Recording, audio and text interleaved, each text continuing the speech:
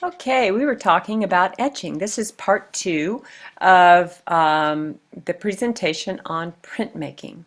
And how fun. I was so involved in explaining the process that the end of the 15 minutes just totally sneaked up on me. So here we are looking at a work by Rembrandt, which is so amazing because it is not at all what you would consider. If you look on page 186, you'll see a much more typical Rembrandt etching. So, I like to think about him having a dog, a pet, way back in the 1600s when he was working. So, let's move on to talk about what we call aquatint. This is an aquatint by the artist Francisco de Goya. An aquatint is very similar to etching in that there's a coating put on the surface, on the matrix. There's a coating on the matrix, and acid eats away. But there's a variety of acids used and specialized coatings so that in aquatint you can have colors and variations. Here this artist has done a couple of printings. You can see in the light gray and the dark gray.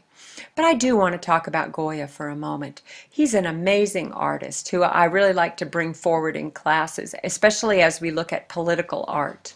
Because what he did was worked for the Spanish royalty, where he made, you can look at his work, some kind of stuffy portraits. I believe I've talked about him before in our class. But he also did this series of protests, of printmaking work that was to protest what he saw as unjust governance. And this particular one is from his series that he made. He created several works, I think it's 85 prints in a series of 300 and something, that he was never able to release to the public. He released it for one day. And very likely his life was threatened. And so he pulled this from the market. And can you imagine what it must have been like to what motivated this man to create these images in the first place, to protest what he saw as this inequality in the world around him, and what it must have taken for him to withdraw it from the market after he worked so hard on it. So both the image in your book and this image that we're looking at are from the series, and that would be on 187 in your textbook. This one is called The Sleep of Reason Produces Monsters, and that's when he's talking about the sleep of reason, reason in how we treat each other, really, and the monsters that it produces. Now we're going to look at another work that's also by an artist that's also in your book, and this is by Mary Cassatt.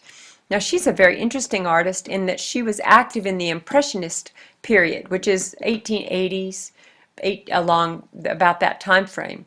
And she was the only American in this school of French painters. She did live in Paris.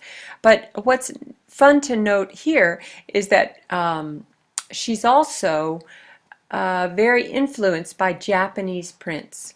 Now during this time in the late 1800s, Japanese prints were all the rage. The French had just opened up diplomatic relations with Japan, and so everything Japanese was very, very popular. In fact, the grandfather, so to speak, of the Impressionists was a man named Pissarro, and he was an older artist who kind of helped to fund these up-and-coming rebellious artists. And he made much of his livelihood by painting Japanese fans and selling them.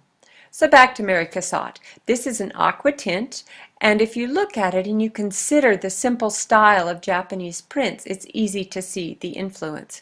This is also true of the Mary Cassatt print that's in your book.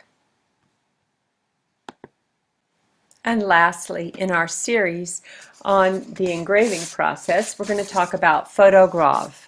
And this is by the very famous photographer Edward S. Curtis. In this process, it's very similar to the other processes that we've talked about, except that the photograph is used, the positive of the photograph is used to create the image on a plate so that then the artist can print from that. And here is a very beautiful one of Edward Curtis's series of Native Americans that's done, and you can see the reference to the photograph here. Now next up in our rather large overview, the large umbrella overview of printmaking processes is what we call lithography. And lithography basically, it was invented in the 1790s, and it's based on the principle that oil and water don't mix.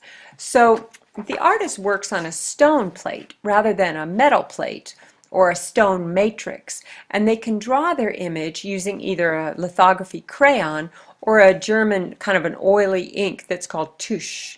And this allows the artist much more freedom in that they can actually draw or paint their image directly on the plate rather than incising it into the metal. Now, in your book, there is an image on page 189 of a very simple lithography print where it almost looks like a crayon drawing, and you can see that the artist has simply drawn on the stone plate.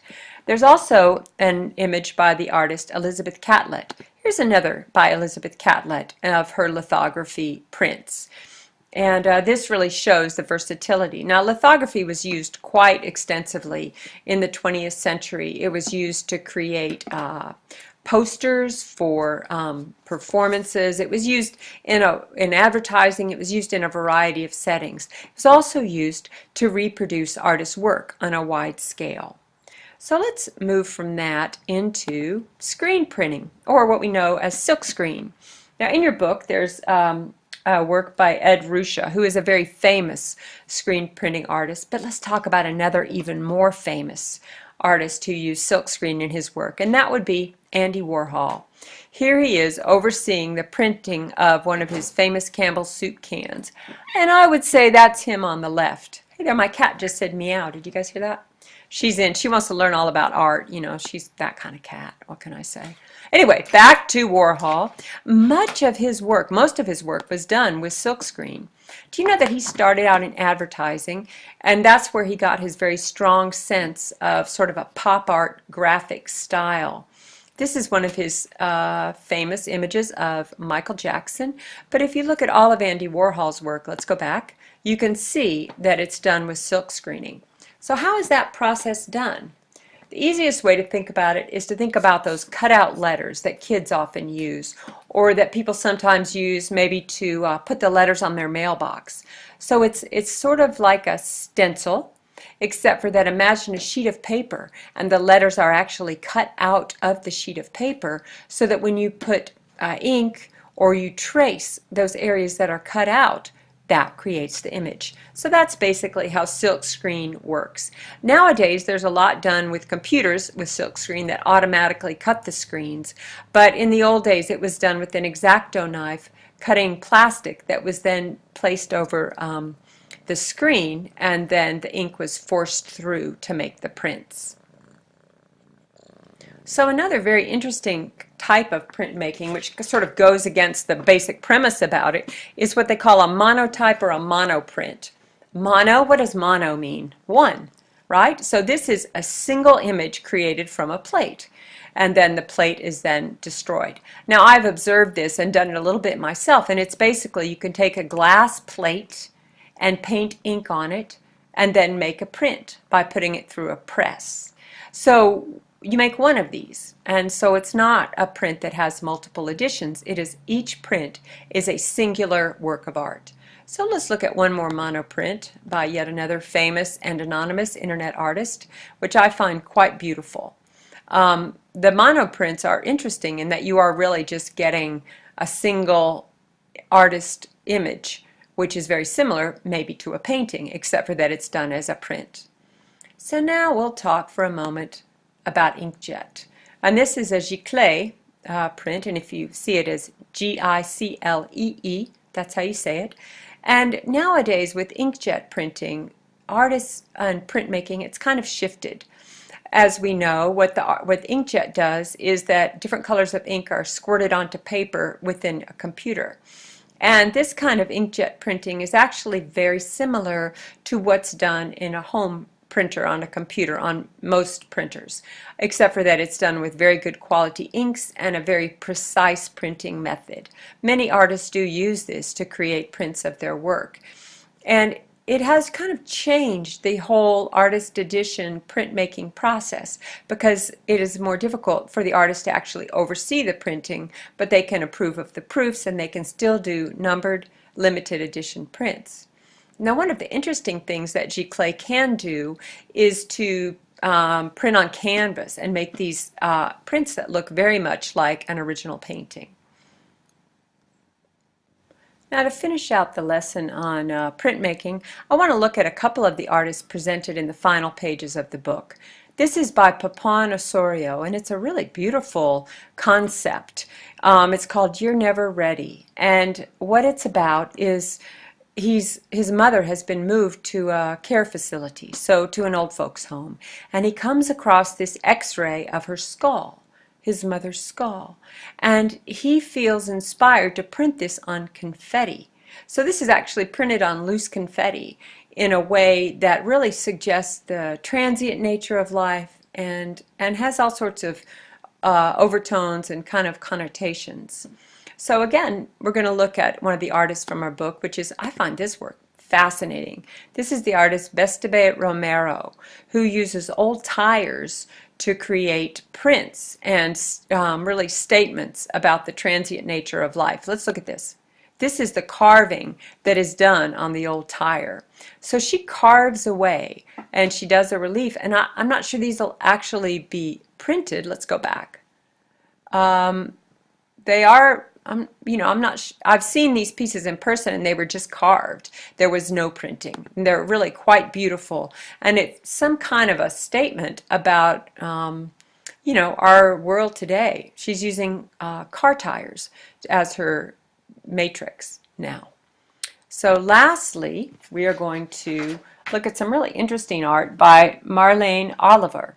And this is where she takes MRIs and prints them and stacks them up and makes art from that. So I guess this has taken us full circle now. We've started with very traditional woodblock printing way back in the beginning. And let's just visit that just for fun.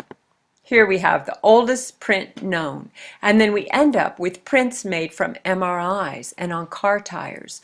So I guess this goes to show you that while traditions remain, innovation is always possible.